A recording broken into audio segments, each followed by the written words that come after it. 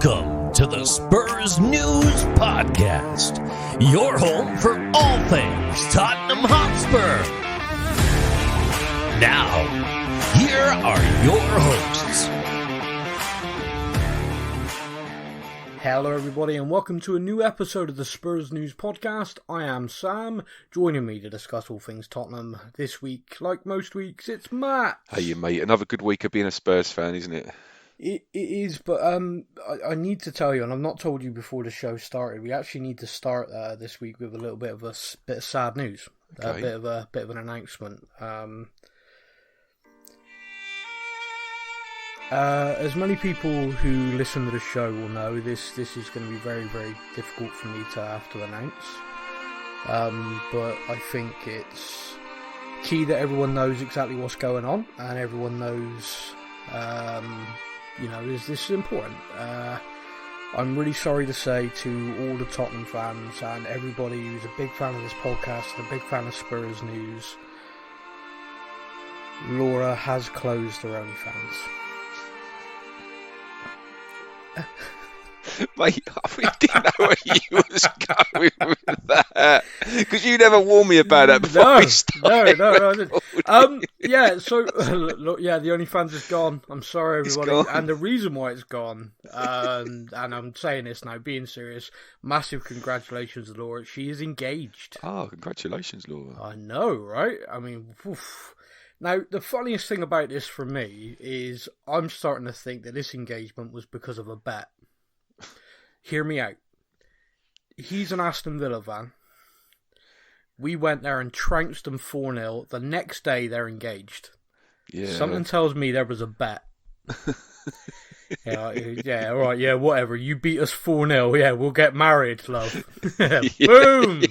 Yeah, that's never going to happen. Yeah, there's Sonny doing the old heart symbol. for Laura, he's right meant there. to be. Yeah, it's clearly meant to be. But yeah, so massive congratulations, Laura.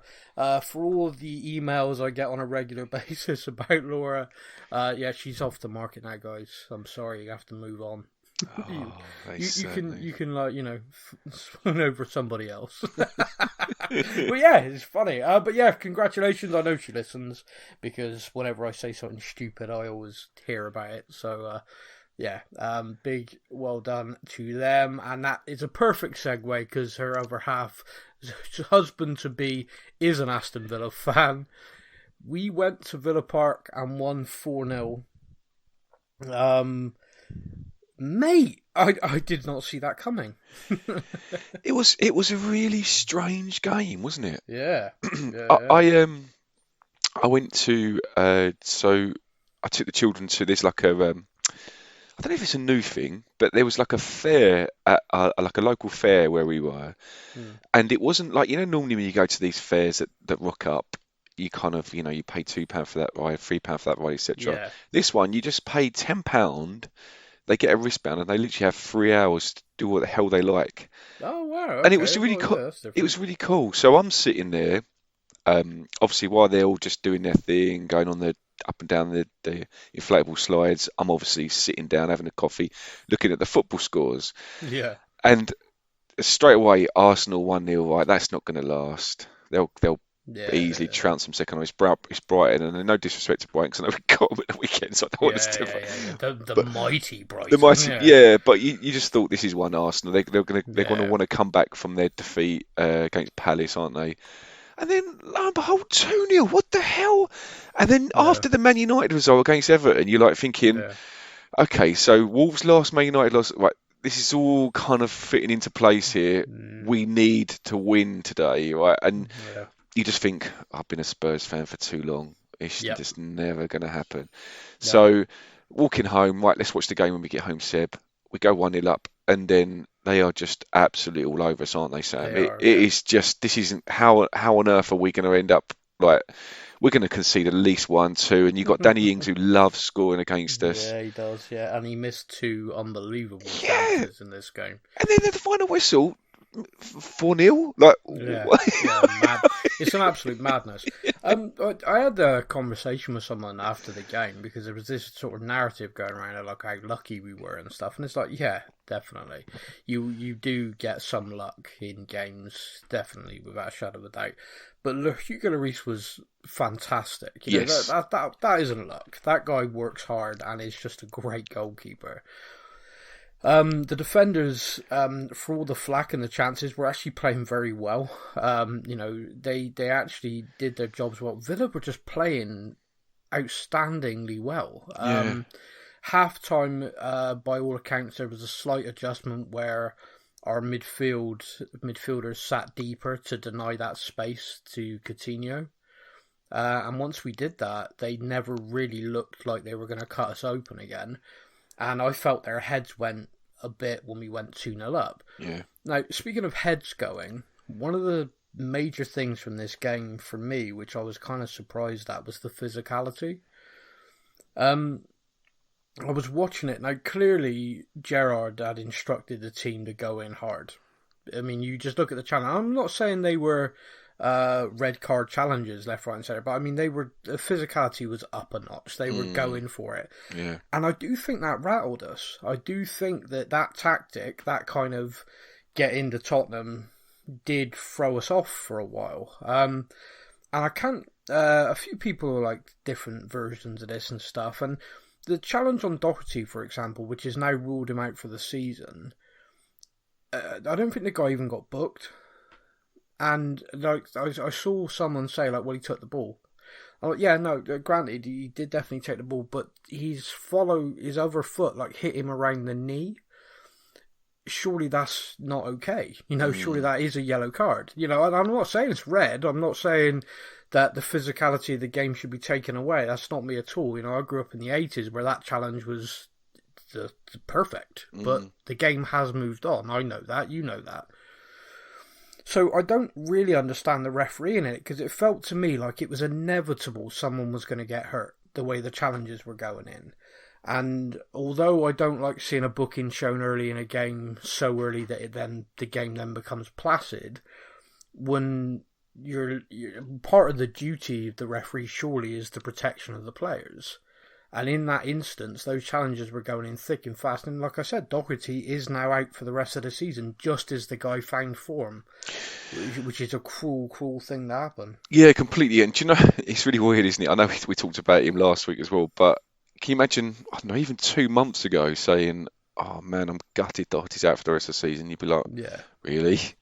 But yeah, you're right. He's shocked, yeah. He's found form, and Royale's got to step up now, isn't he? He's got to step up for the rest of the season. Massively, yeah. I mean, just in terms of like the personnel, Royale does need to step up. I think we've got players in there around the side who can potentially cover there if need be, etc. So I'm not.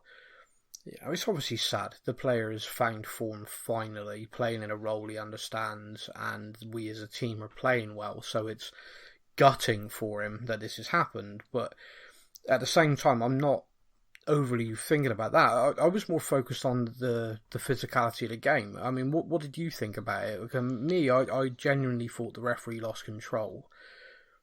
What about you? Yeah, and you touched on the fact that you think Gerrard, that was his instructions pre-game. Well, I think it must have been, because I've watched Villa a few times this year. That's not normally how they play. No, but yeah, I mean, I don't know. I just randomly saw, I don't know, on Facebook or TikTok a kind of a minutes clip of some of Gerrard's tackles, and he was a very combative midfielder. You know, he got stuck in, but you know, with him, I mean, I know he picked up a few yellow cards, but he also pulled off some really good tackles. So the guy was aggressive as a player. So he's going to have that aggression, or he's going to have the feeling to kind of give Villa the aggression and know how to do it. You know, so it wasn't a surprise from that point of view with it being Gerrard as a manager of Villa. You know, but I guess look, so they're playing at home, and I mean, I'd argue that we're a better team.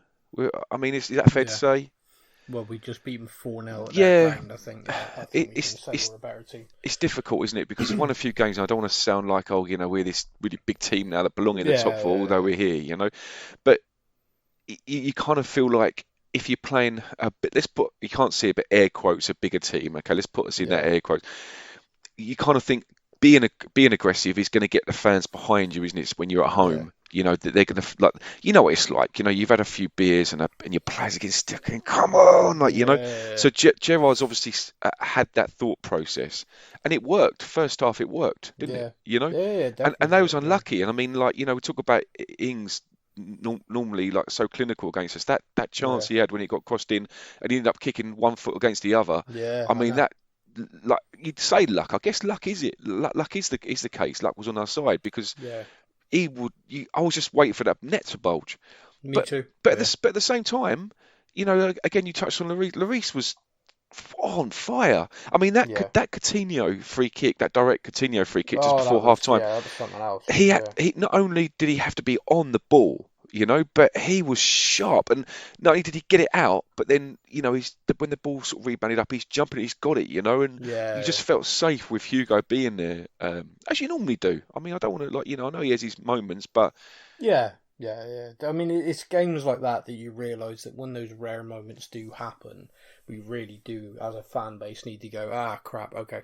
Never mind. Because, I mean, I think it was 8 shots on target, and of those 8 shots on target, we're talking 6 of them were great saves, at least. It wasn't just like 8 shots that were dribbled to him and he just picks them up. This is like couple of them real close range. There's that one that the guy struck beautifully and he managed to get it up over the bar.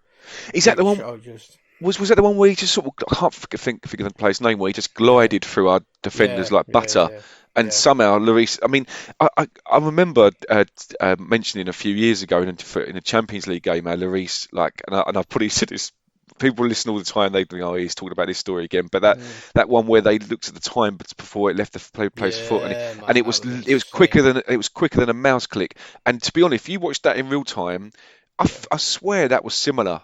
The speed of reaction, it was incredible, one-handed, and it's funny because there was another shot that he sort of one-handed, sort of palmed away, and I remember the commentator saying, it was like kind of alluding to it possibly being like a standard save. And me and Seb just looked at each other like, that wasn't standard. Do you know what I mean? No, I know. The comment. I often find commentary teams are so hit and miss anyway, but I often find with goalkeepers especially, they seem to have a real inflated opinion of what is simple and what is basic. Yeah. Like, he's grandstanding there, he made that save look difficult. And you're like, what are you talking about?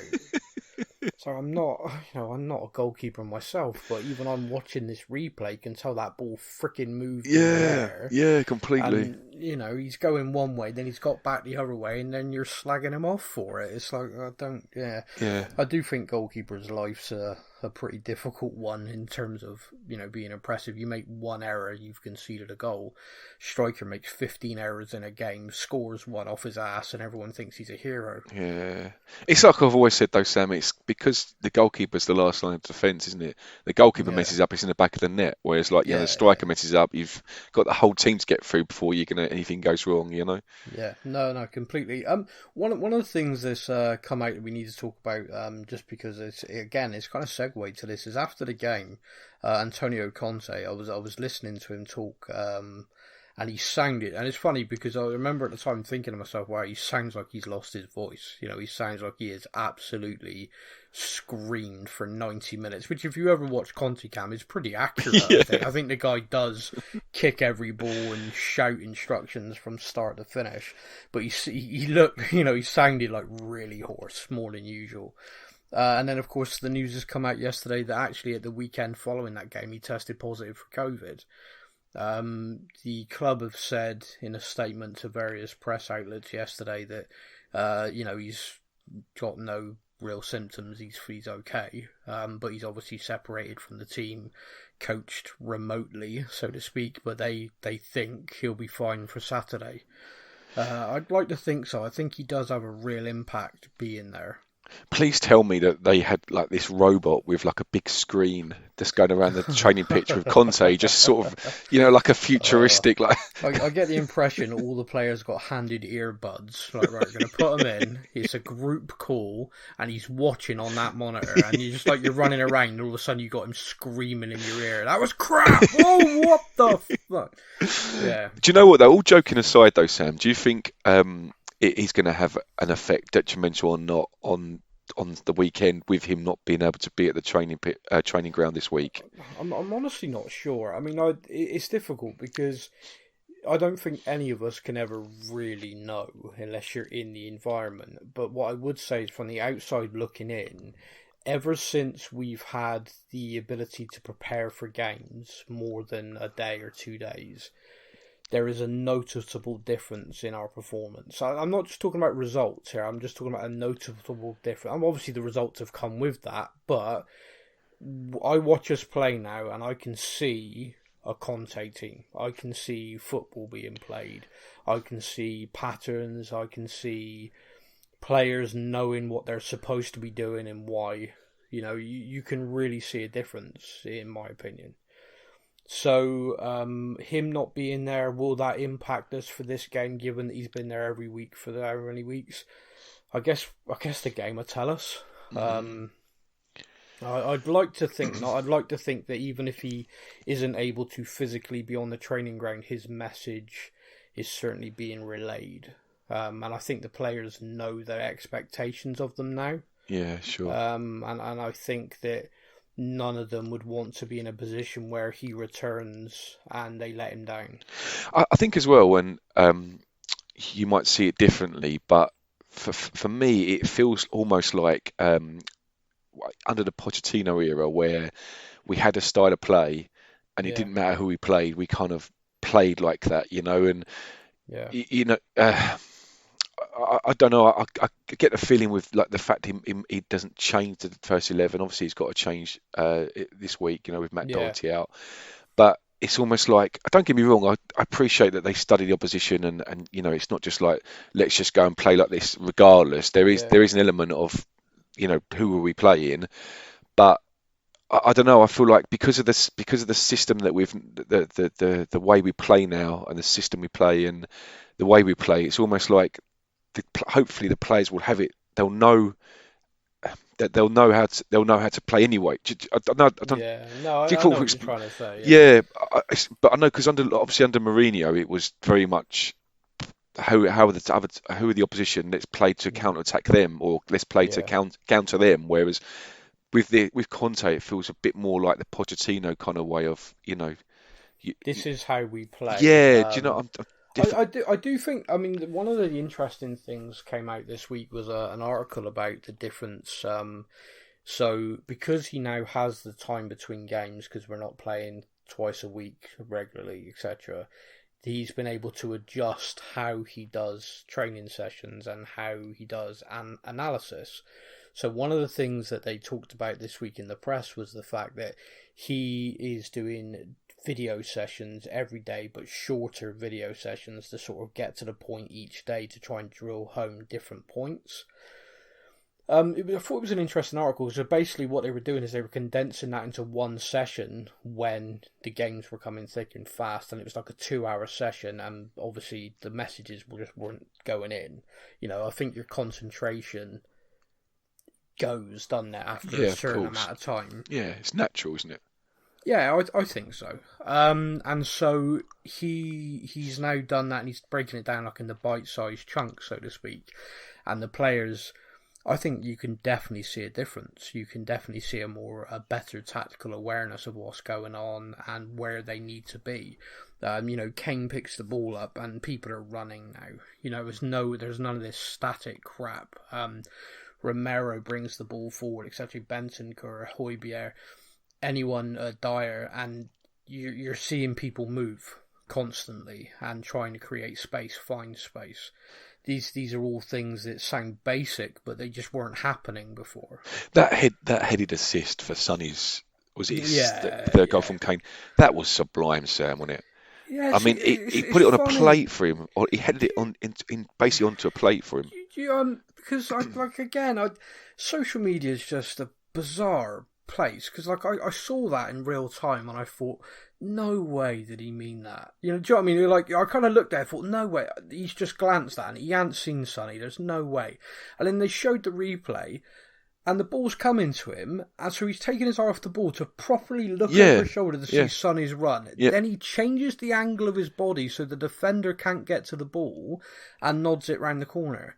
So it was 100% a decision he made and a skill to do it. Mm. And I'm just blown away by that. I genuinely thought that was one of the best assists you'll see. And people are just like, what? Because he just headed it on like Wimbledon style, up and under. I'm like, you've got no idea, have you? It's like you've got no idea the skill that went into actually doing that. That's something else. To cushion it, to get it the direction, the fact that the ball's coming to him and he has the time and the belief just to glance, then do that.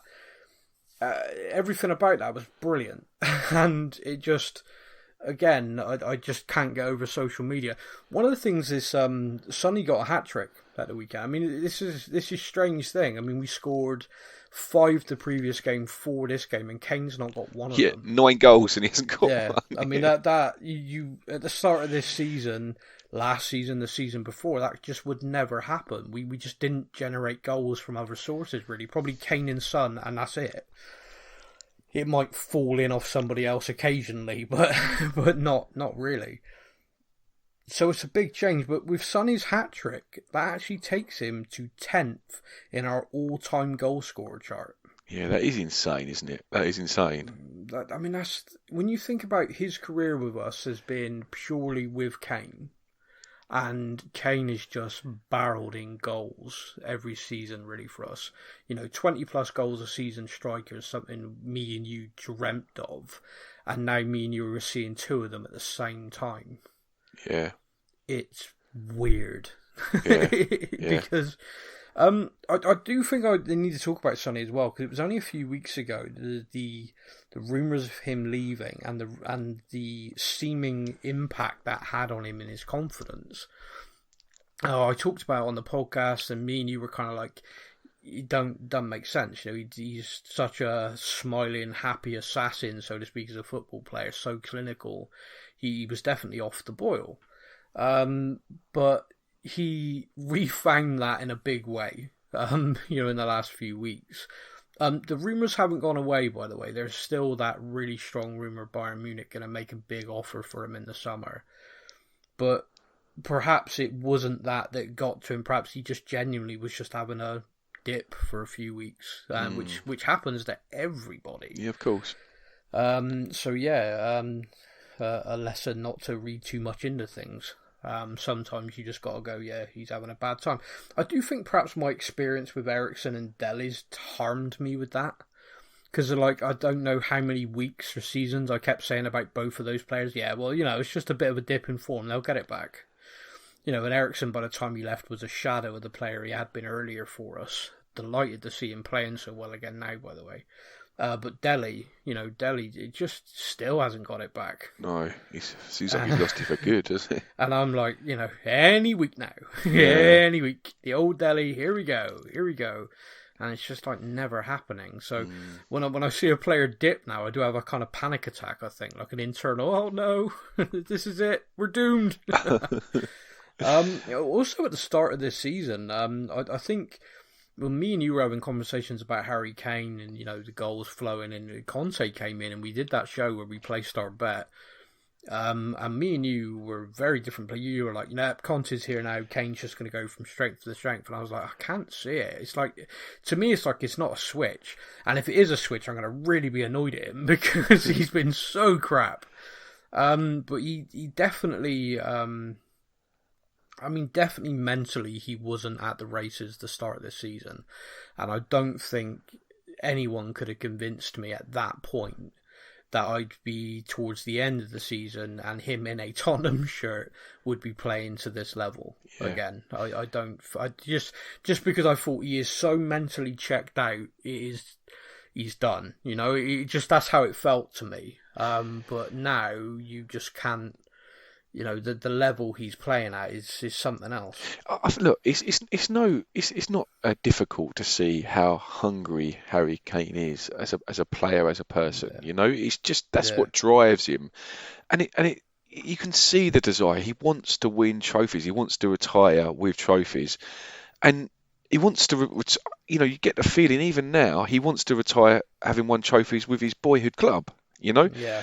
and I think when Nuno turned up, he just probably thought this is never going to happen. You know, we've gone down from Champions League to Europa Conference, and we've got a manager who's, you know, decent manager, but you know he's not going to pull up trees at Spurs. And I think now Conte's come in, who has got the pedigree.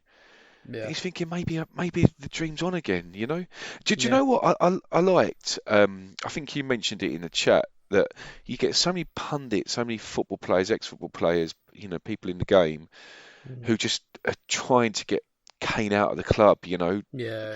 And it was really good to see Gerrard, wasn't it? Actually. Yeah, I was pleased about that. Yeah. It was refreshing. Anyone who missed it, Steven Gerrard in his pre-match press conference ahead of the game was asked the Harry Kane question. You know, does he need to leave Tottenham? And he basically answered it from a very personal point of view, which was that he felt that any trophies won in his career would mean more winning them at Tottenham. And he said, and that's certainly his experience. And he felt the richer for that when he had opportunities he could have left and won league titles and, you know, abroad or in England. So it was actually really quite refreshing to hear that, and it kind of, the funniest thing about it is if you actually find it in the press conference, you can see just how pissed off all the journalists look. Yeah, they don't want to hear that. They're like, that's not going to sell. Yeah. Maybe the Tottenham fans will read it, but no one else is going to like it. So true. You know, and you know they kept sort of trying to needle him on it, like trying to get him to say, yeah, but you know, you'd won the Champions League at, you know, Liverpool, and it's like, and he even said, he said, well, yeah, but you could make that argument that, you know, Harry was one game away from doing that at Tottenham. You know, it's like, that was luck. He said, I got no shadow of a doubt that we had some angel watching over us that night, coming back from 3-0 down, you know, in the Champions League final to win it. He said, he said, would I have left if we'd lost that game? He said, I was on the fence even though we'd won it. He said, so I don't think so. He said, ultimately the decision came, you know, what would mean more to me? He said, now Harry, after that final, was left with a position of, you know, okay, we're right here, we can do it. He said, and the club have not been able to capitalise on that since then, but now, you know, and then he talked about Conte and stuff. So he basically echoed a feeling that a lot of us as fans have had, which is, you know, we were right there, and then we weren't. So from Kane's point of view, he probably did feel like, I have to go. Like, this club is just not backing, is not doing what I want to do. You know, losing a final is one of those things. And I've said it, and I've said it in a kind of angry way, which an annoyed way, and it is, you know, it is true, which is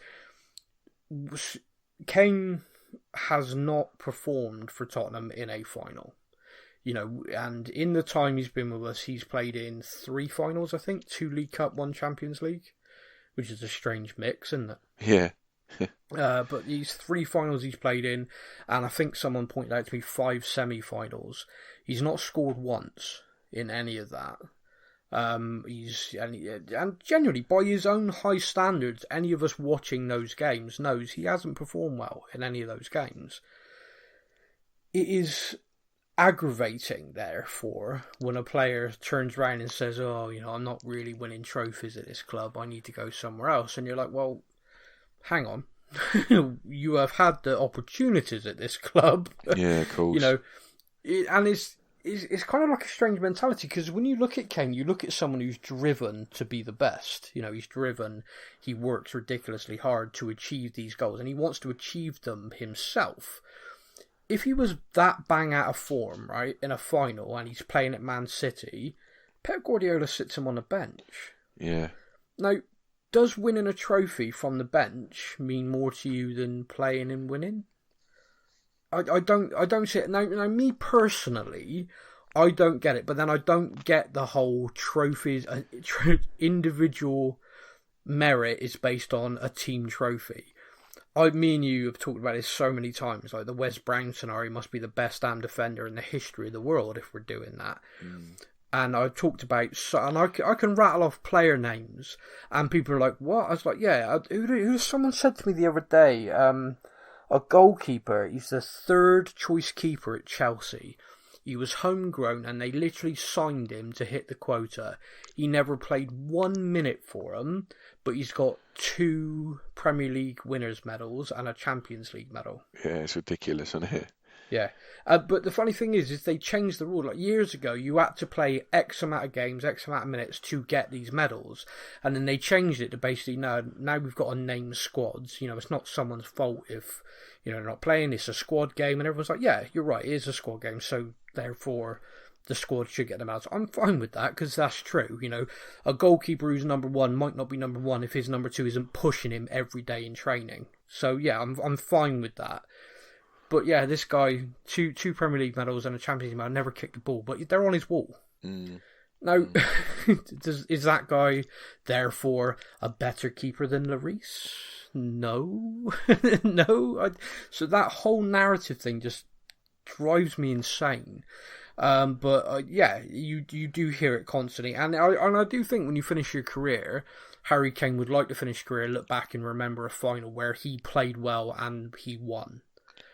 I think that definitely probably eats at him at the moment. It's not even Spurs, is it? I mean, obviously it happened with England, didn't it, in the Euros? Exactly. As well, yeah. I think he needs to feel that, because the other problem is, of course, the longer it goes, the more you create the self-doubt. You create the monkey on your back. Tottenham, as a club, has it. We have that monkey on our back.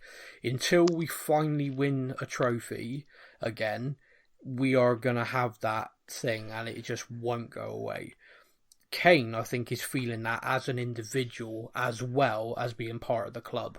I think perhaps in his mind he was like, look, if I just go somewhere and I win something, that's it, it's gone. I don't ever have to have that asterisk next to my name for my entire career of like, Harry Kane, the best striker England have ever produced, but he never won anything. Yeah, sure. And I think that is what is driving him insane. Yeah. But under Conte, with us right now, the way he's transformed things, I mean, I can't speak for him, but I would think if it was me, I'd be feeling very positive again about, okay, right, this actually feels good again. This actually feels like we've turned the corner.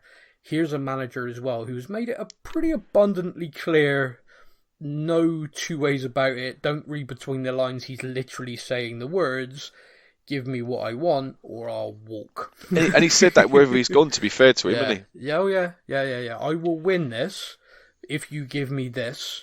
If you don't give me this, it tells me that you don't want to win, and therefore I'm not staying. Yeah.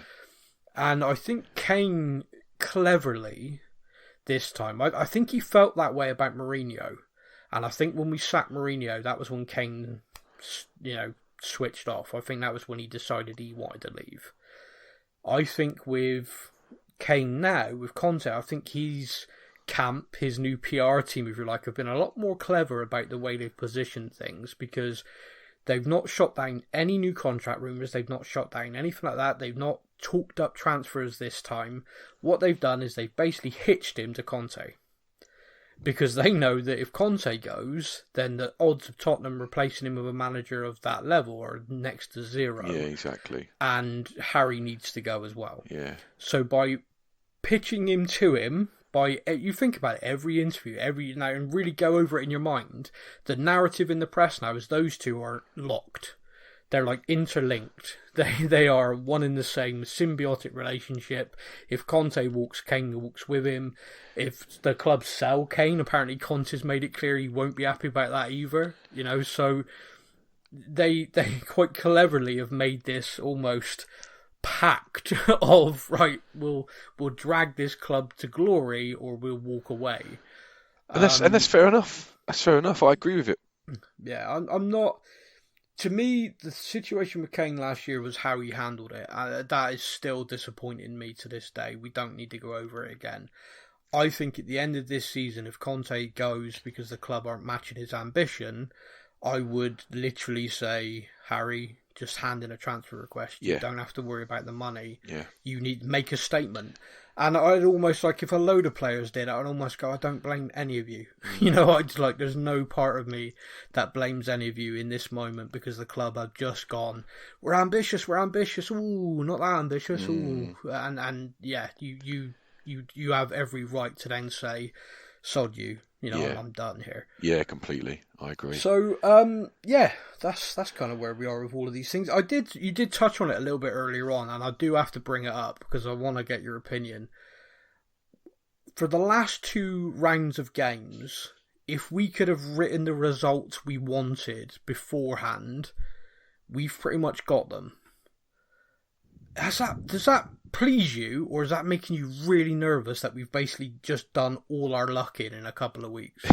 It's not going to run out, Sam. Don't worry. Is it a Tottenham fan thing that I can't even look at good things and go, oh no, it's going to come back to bite us? I think it's because of the season, really, isn't it? You know, like if this was the Pochettino season, I think it would be completely different. But it's just because of the topsy-turvy nature of the last couple of years. That's why we're feeling like it.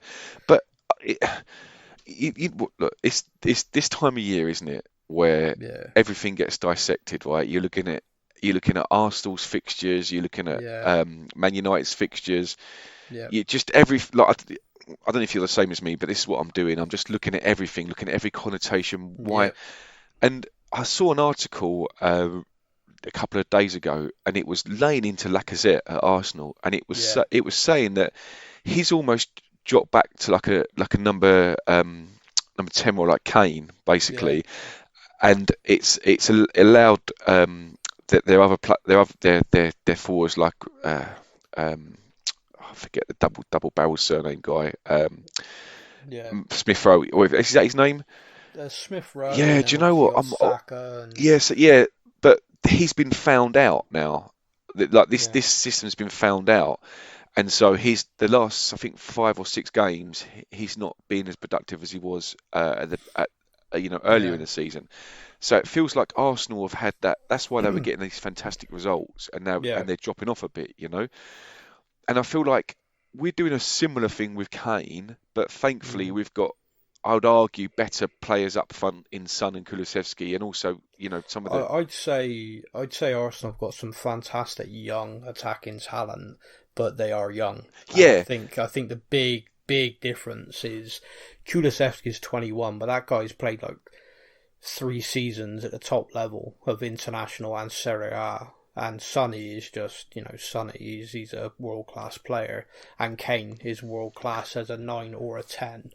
I don't think that Lacazette is at all. Yeah, and that's the thing, and so that's why he's been sort of found out. So look, I don't know what's going to happen in the last 7 or 8 games, but you'd like to think that.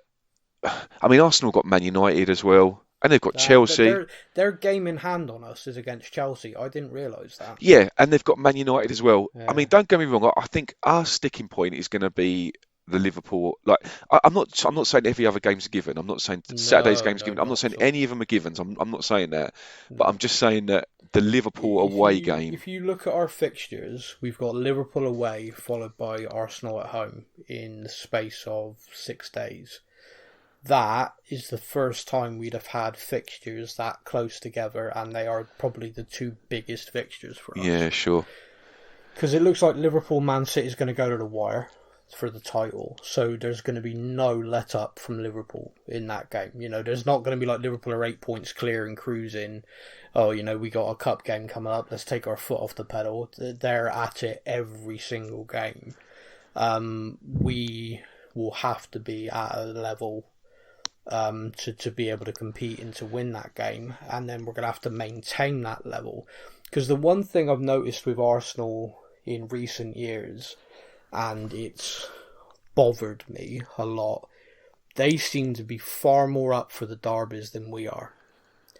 I don't know whether that's a fair assessment, but it just feels to me like when we get the derby games, no matter the form or anything like that, and we always talk about form goes out the window in the derby, they seem to be up for it. They seem to really fight for it. Even games we've won, I'm kind of like, damn, you know, they just seem so much more fired up to beat us than we seem to be that way about them. And that could just be a reflection of the change that's happened, where we have been above them for a few years. But I hope that Conte going into that, you know, you can almost look at the Liverpool game and say, right, you know, we get anything from Anfield, well done. We win against Arsenal. Like, there is no second chance. There is no kind of, you know, I will accept a draw or maybe a narrow defeat at Anfield, but you got to smash Arsenal. Yeah, we've got to beat them.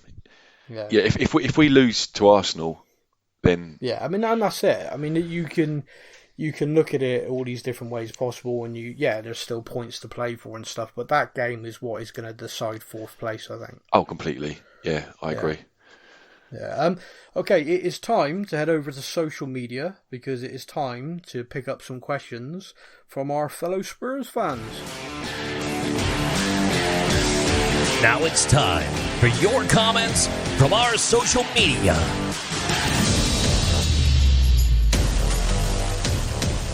Right then, I'm not going to give you the option this week, and the reason why is because I've saved all of these things on my phone, and it is all over the place, because people have been sending in questions like all week.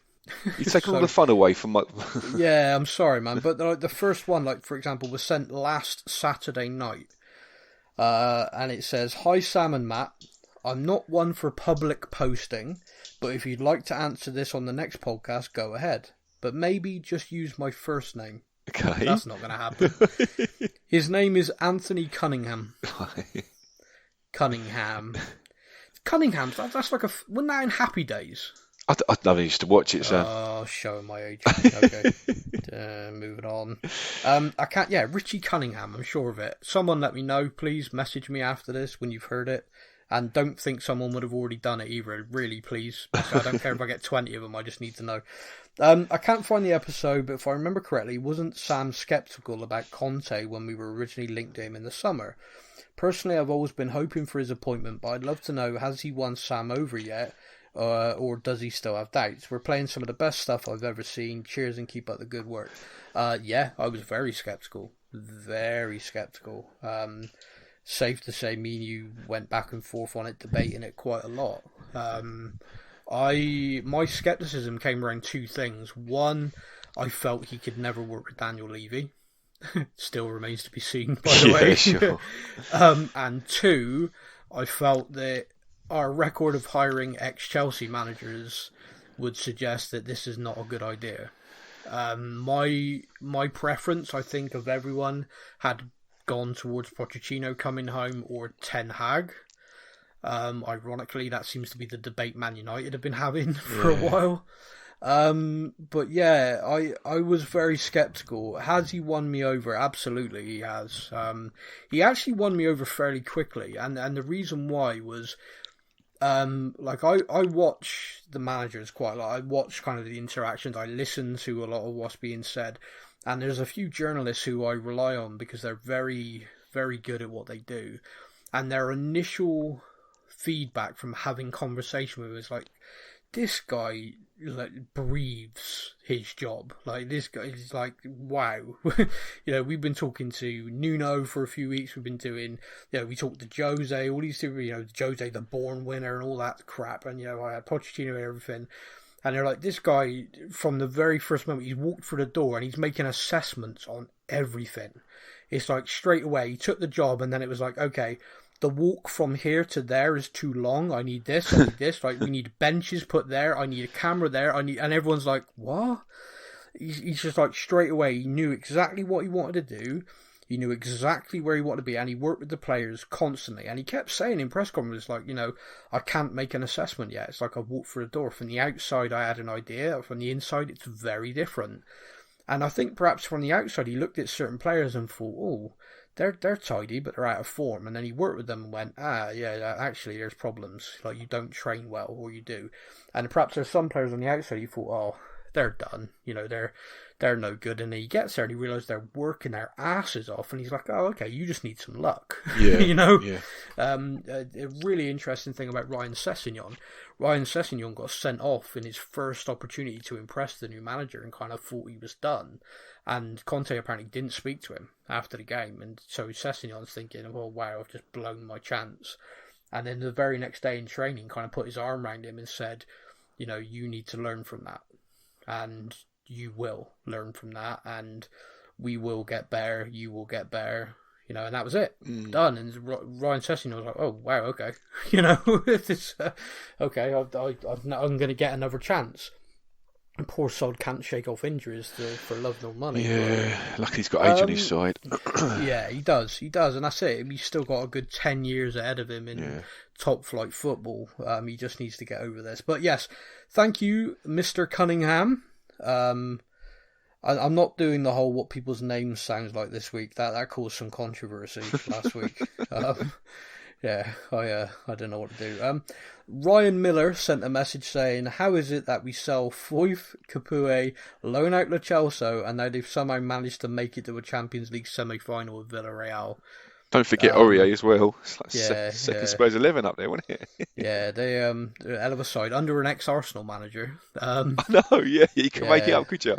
Yeah, it's funny, really. I mean, to be honest with you, Foyth was always a player. I always really liked Wan. He's 1/4 of our defence. I always thought he was great. Capoue, to be honest with you, at Watford was a very tidy player. I don't think he ever really showed that for us. The Lo Celso thing's ridiculous, by the way. I watched him basically win man of the match the other day, and he was something else. He was defending around the box, putting his body on the line, driving forward with the ball, picking out passes like Pete Maradona. And I'm just sat there like, really? And this wasn't against really? Mugs, was it? This against no, this is against top team, top opposition, and I'm like, you're kidding me. I watched you like basically fall over your own feet for 3 months, get injured constantly, go away with Argentina, come back injured again. You go on loan to Villarreal and you're happy. But I said it last week and I'll say it again. Sometimes players play better in certain leagues, certain environments, and he is clearly happier in Spain. Yeah, completely. Do you know what I wanted to mention as well, as we're on the subject of Champions League football?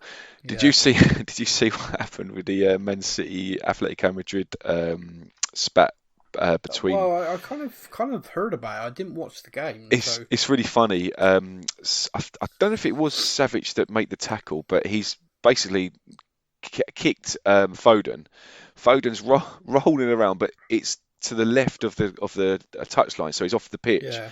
And he rolls about 4 times, and then he looks over, realises that he's off the pitch, and then just rolls a couple more times onto the pitch. Oh no! So I hate that. So the commentators are saying that basically what happens is Savic comes up, and the commentators are suggesting that he's trying to make out he's not injured by lifting him up, but he's not. All he's doing is similar to rugby. He's trying to pull him off the pitch, right? Yeah. And to be fair, right? Okay, it was aggressive the way he did it, but part of me's thinking, I don't blame you, mate. I don't blame you at all in that instance. Yeah. If someone goes down and they're down and they're hurt, you know they're down and they're hurt, and you tend to sort of look and go, oh, bloody all right, and you walk off. If someone's down and they do 4 rolls, a quick somersault, a 6.1 pike, and then roll back onto the pitch, they're fine. Watch it, Sam. Watch it. Honestly, it's embarrassing. Right, he rolls 4 times, looks a clock, sees the line, then rolls twice onto the pitch. It's funny because on Twitter is like there is a real narrative that when you play against Spanish teams and stuff like that, they play act. And it's like the commentary team during this game have really gone on about how dirty Atletico Madrid are, and yet not one mention of the English players rolling around like they've been murdered. Just to get back up again. I know. Like, oh, was I off the pitch? Was I? Oh, I didn't realise. I will look at it. I've been meaning to. I was going to do it before the pod, but just in case it was funny enough to talk about, but I hadn't had a chance. So. Yeah, it's ridiculous. It's ridiculous. Next message came in from Barry Fowles. Barry says, great pod as usual, guys. A bit late listening this week. That was obviously last week's show. I agree about Sonny's 3rd goal against Newcastle.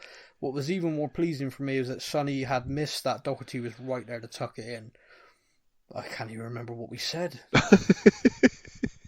I can't remember what I said yesterday, let alone last week. No, is this an age thing? I'm really worried now. Do you know what I had? Agrees with us, so yes, 100%. I don't know if this is an age thing, but the other day I was talking to someone at work, and you must have experienced this, and she said something, and I was like, I've got a really good thing to come back with, but when you sort of give a little bit of a preamble. Yeah. So I'm going through the preamble, I'm like, I've just literally forgotten what I was going to say. And sometimes, and most of the time... just try and keep going to see if No, I said to her, I've just forgotten, right? And then I got the train home, and I'm like, I genuinely have got no clue what I was going to say. And to this day, and this happened a few days ago, I've got no idea. Like, it used to come back to me, right? No. But it doesn't anymore.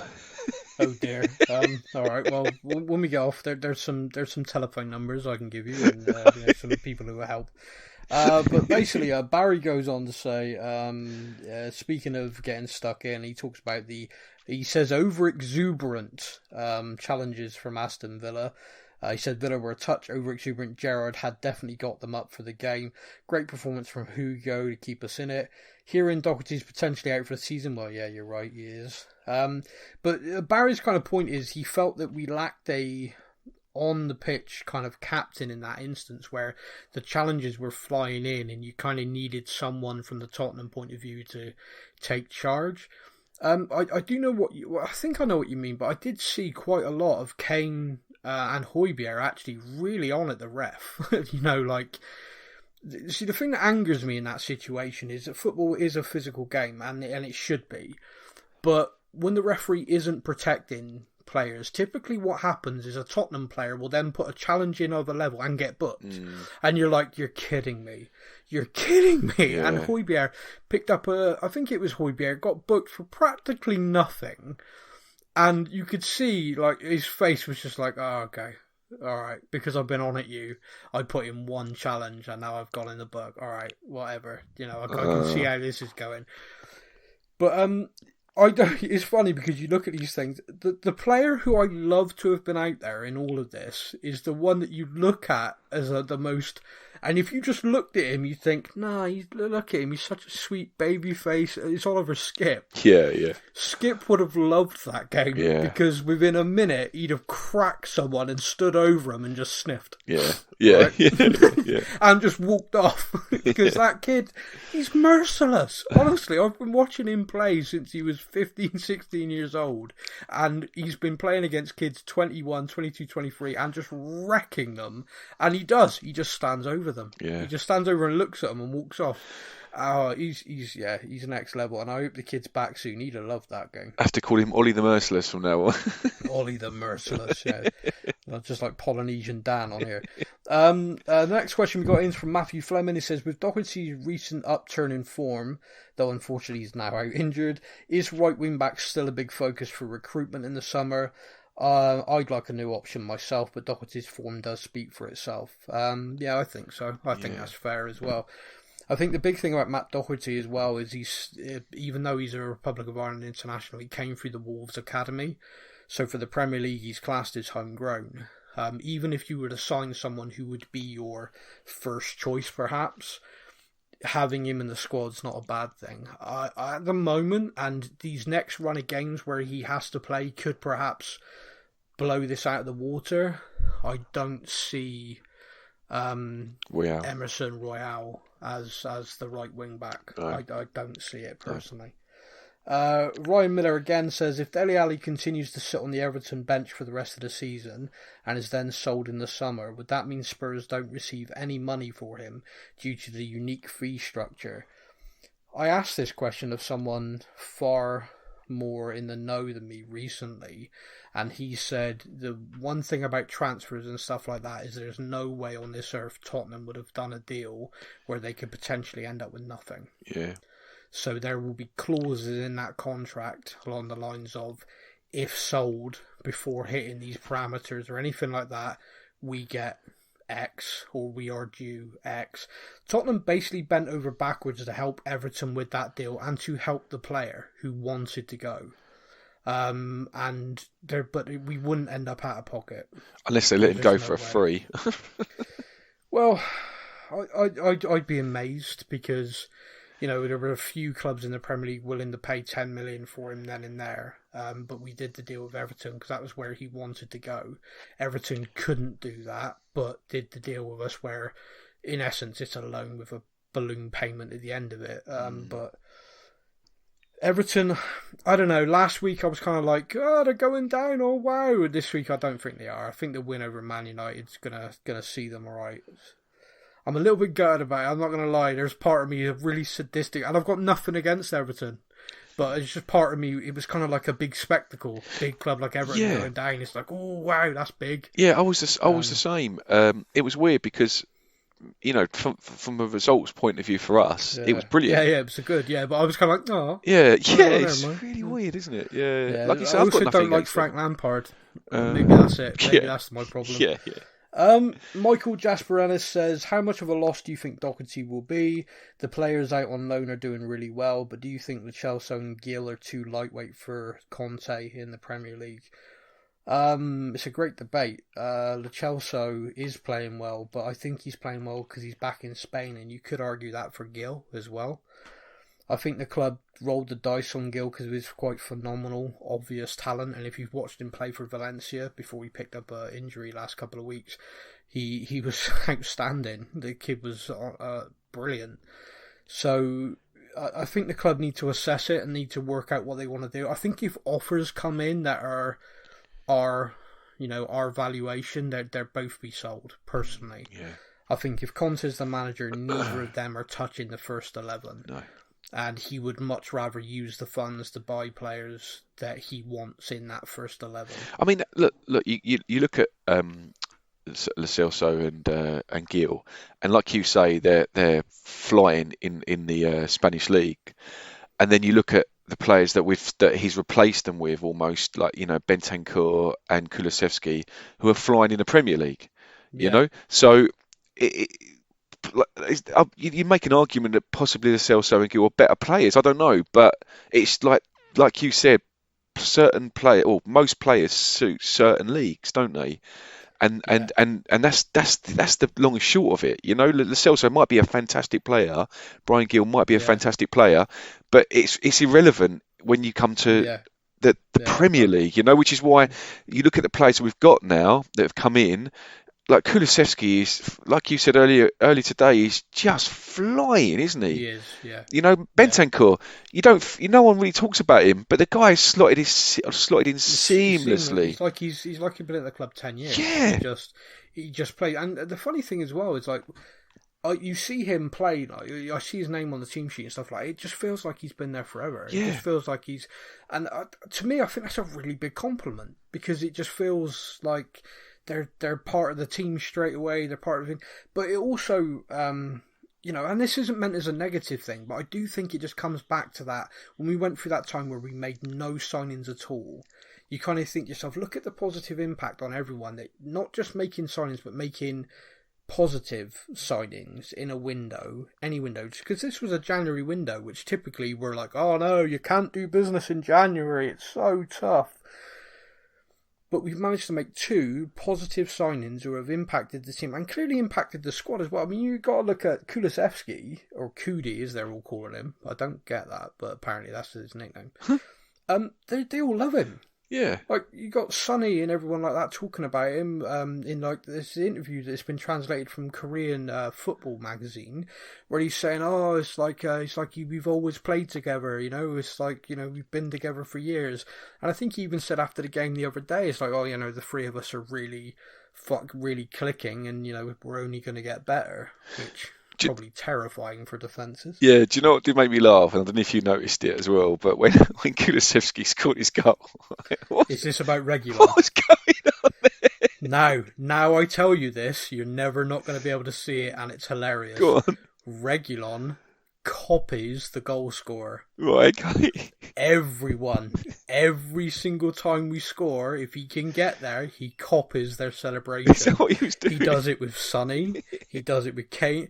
And when Kulusevski scored, he whacked his knees and was like, come on. And then Reguilon did it to mirror him. Now I've told you, you can't miss it. It's brilliant. But you know, it's just the intensity. So but it's the intensity, did it? Yeah. Oh, yeah. He goes for it. This kid's an actor. He's a born showman. He is, I genuinely, now, because someone pointed out to me before the game, they said, if Reguilon's on the pitch, apparently he copies the celebration. I was like, oh, really? I've never noticed that. And I thought to myself, I've seen him do it with Son a couple of times.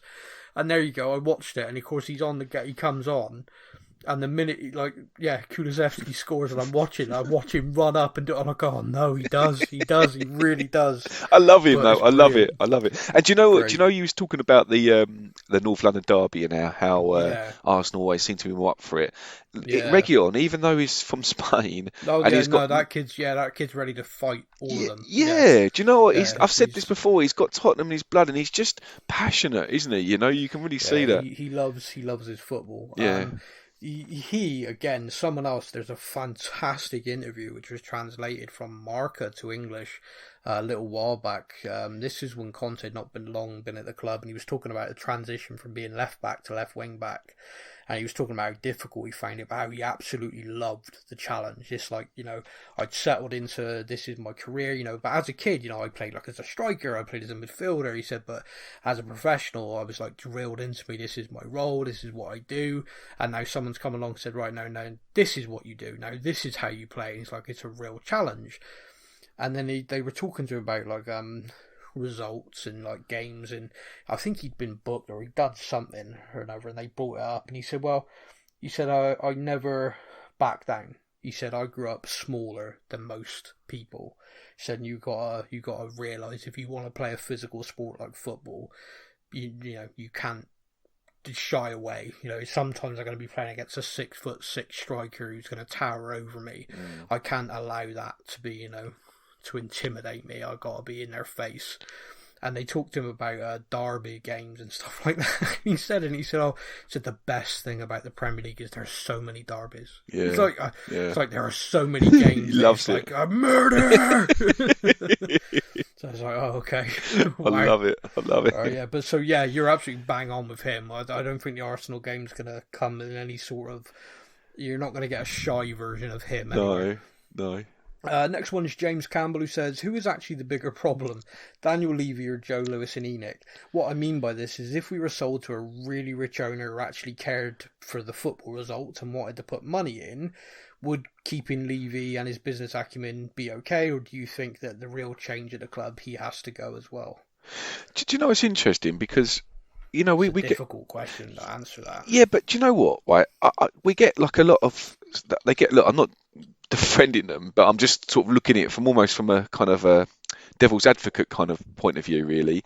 Yeah. Like we know, and you've mentioned it on the podcast. You've gone into a lot of detail that it's just an investment, and that it's not an Abramovich situation or an ex-Abramovich situation or a Man City situation.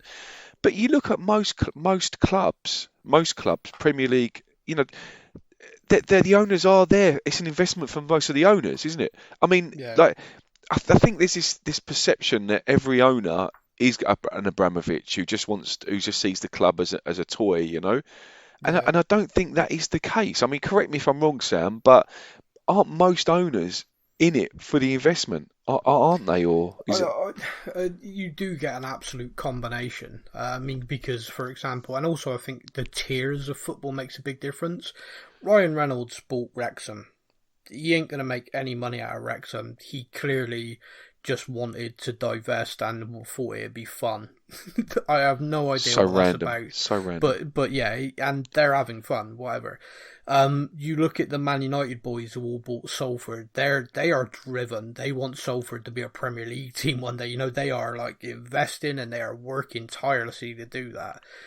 That's a very different thing. In the Premier League, I think there are plenty of owners like Enoch who literally see the club as an asset, because in the Premier League it's a money making machine. The TV deal alone is the most lucrative TV of any sport in the world. So owning a club within that is massive for you and your portfolio, if you like, if you're that high end that a football club could be part of your investment portfolio. Sure. But yeah, you do. But the thing that I've always argued, or the thing that I've always struggled with, is the narrative that if you're a owner and you're just happy taking a return, if you like, your club appreciating, nothing makes your club bigger than success. So I've always not quite understood the notion of, kind of sitting in the Premier League, being happy to sit in the Premier League, because your asset grows exponentially should you win things. Chelsea, as I say this, spitting on the ground and turning around 3 times, are actually an example of that, because Roman Abramovich took them from a bankrupt club, their stadium falling apart, and literally, I mean, people find this difficult to believe, but you won't because you're the same age as me. They used to have a bucket at half time to go around to the fans to put money in their change to be able to pay the staff. That was Chelsea. Abramovich put all of his own money in, and now that club, when it is sold and someone else owns it and all the Abramovich stuff is put to one side, is a multi-billion-pound industry. It is a global brand juggernaut. They would not be that without winning things. Yeah, sure. Like, you only got to look at Newcastle. All the money that Newcastle have now got, they could put money in hand over fist, but if they don't win anything, Newcastle will stay just a Premier League team. Yeah. It's the winning that takes you up. So yeah, going back to the original question, it's difficult because you kind of look at it and you think, I wonder how different it would be if Joe Lewis turned around to Daniel and went, do you know what, before I die, I want to see us win that league. Yeah. Here's 500 million quid. Because of FFP, you can blow 400 million in one window, and there's 100 million, just fucking spend it on agents, do what you want, I don't care. Do it, Dan. Fill your boots. Go and win. Go and win me something, Dan. I want to see it. Because you don't know if Daniel Levy then goes, oh, I got 500 million to spend. All right, well, that's a nice new housing complex around the corner. That's, you don't know because he has never been in that position. Yeah, I personally would like to think, and it's possibly just because I don't like thinking bad about a lot of people, but I would like to think in that situation, Daniel Levy would sit down with Paratici and Conte and go, guess what, boys? We're about to have some fun. And we're going to do this. How are we going to win the league? And we got the money now. How are we going to do it? I'd love to feel that is what would happen. There is a massive rumour, of course, that has happened. The rumour is that Daniel Levy, because of the Newcastle deal, apparently is a major factor. But apparently Daniel Levy has somehow found funds for this summer of a scale, because the fear is if Newcastle this summer go, right, let's buy that guy, and the market's going to go crazy because of the money that's going to get pumped into it, we very might well get left behind. There's another club then that suddenly becomes a top 4 challenger overnight, and that is an issue. At the moment there's 6, maybe 7 teams fighting for the top 4, and then you throw another one in, it becomes even harder to compete. So yeah, apparently, but again, the rumours. We do have one question from Instagram, and it's from a man with his own theme. Thundering down from on high, it's a comment from Mountain Man. Can't beat a question from the Mountain Man. Absolutely not. Can't beat it. Absolutely. Given that Levy is historically highly unlikely to spend big this summer, now that's hilarious. Yeah, I've not read nice it segue. I just said all that. What is the bare minimum he will have to do to keep Conte and therefore Kane on side and committed to the club? I think, hopefully, Champions League football will be a big tick for Kane, but Conte will still demand, players to win. He also says keep up the good work. Thank you. Very kind. What is the minimum? 200 million. yeah. I mean, that's abundantly fair. If we weren't putting a figure on this, so what would be the minimum that the club would need to do? It's so difficult because there is such a difference between how the club would be with Champions League and without. With the Champions League, I genuinely think there'll be a marquee signing. And it doesn't need to cost a lot. Like, just using him as an example, and I don't think necessarily it would be him, but Paulo Dybala, the guy we tried to sign before. Yeah, begins with D. Yeah, that bloke. He signing for Tottenham with, arguably in his prime, would be a marquee signing. Fans would feel great about that signing. Gareth Bale signing on a deal to come in as well, or stuff like that. You could add those players to your squad with the sole purposes of horses for courses. Like, someone said to me about the Gareth Bale deal when Jose had him for that season. It's like how poorly Jose managed him and how a different manager would have used him just brilliantly. And I've got to be honest with you, I completely agree.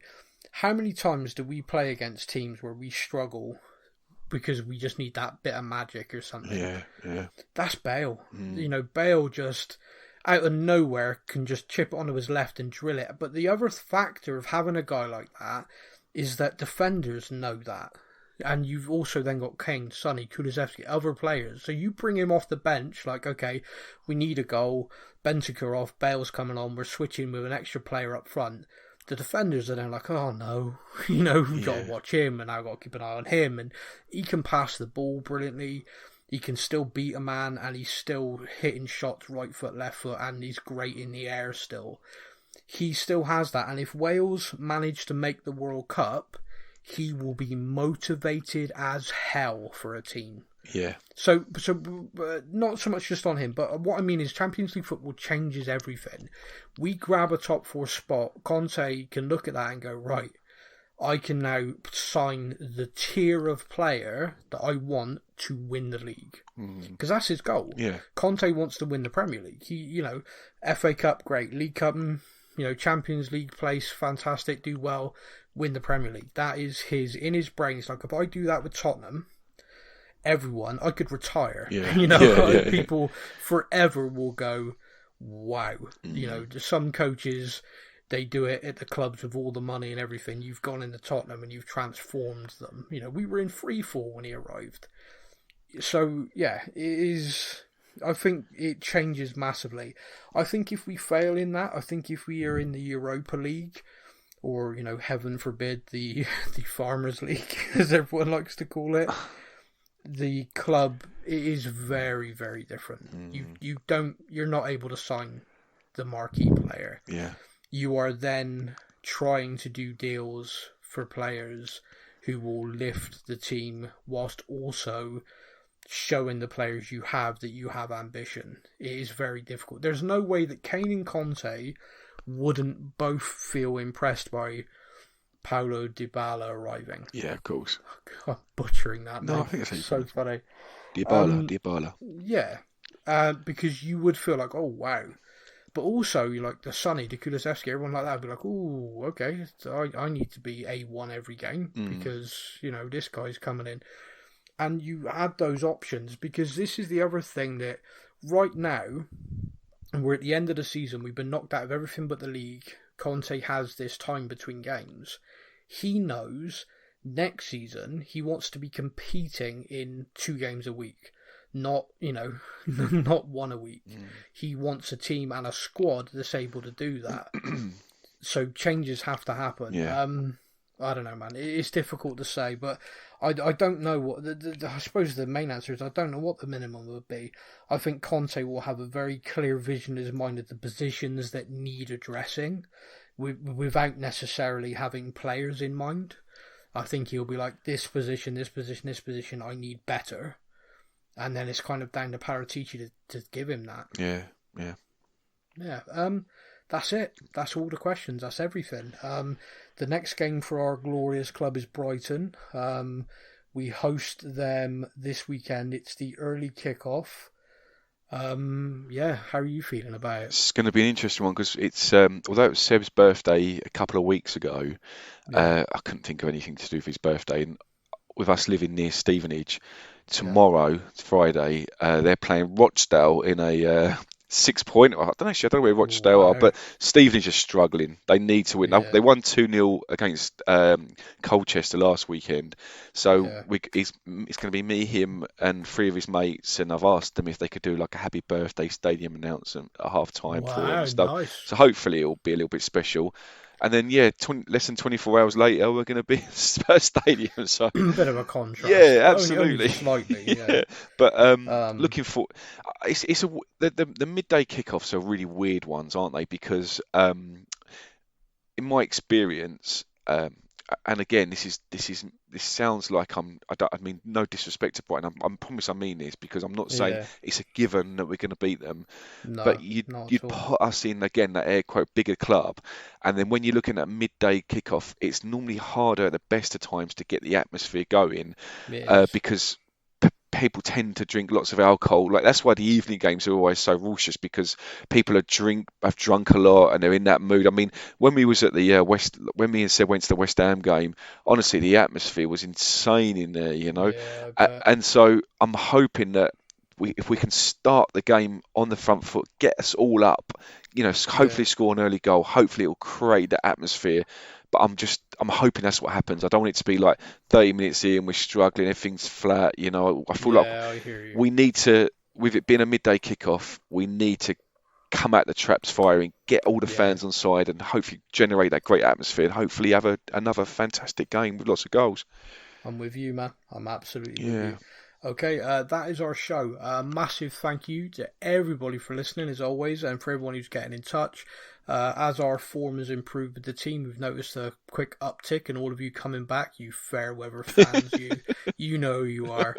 And I can trace you. No, I can't. I know what countries people listen in. We've now got quite a significant following in South Africa. Oh, cool. Yeah, thank you. That's very kind. And we've still got like 5 or 6 people listening in Australia every week. Our South Korea fan base is growing. So yeah, I don't know how people in South Korea can understand a word I say. It's like, the Mac guy sounds great. Then the farmer bloke talks, and none of us know what he's on about. But anyway, you'll have to do a whole podcast episode just doing your London accent that you do. It's London, yeah. All right, yeah. It's do that whole episode. That's it for Spurs news. All right, you slags. Well, anyway, mate, you take care. I'll speak to you next week. Take care, mate. Thank you for listening to the Spurs News Podcast. We hope that you enjoyed the show. Stay up to date with all things Tottenham. Follow us on social media. All links are in the podcast description.